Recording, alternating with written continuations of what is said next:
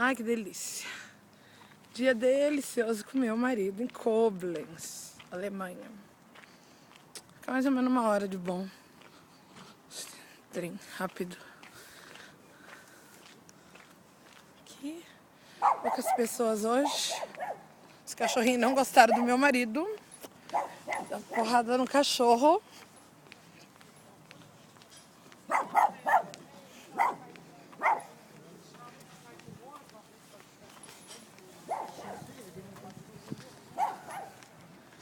Que delícia.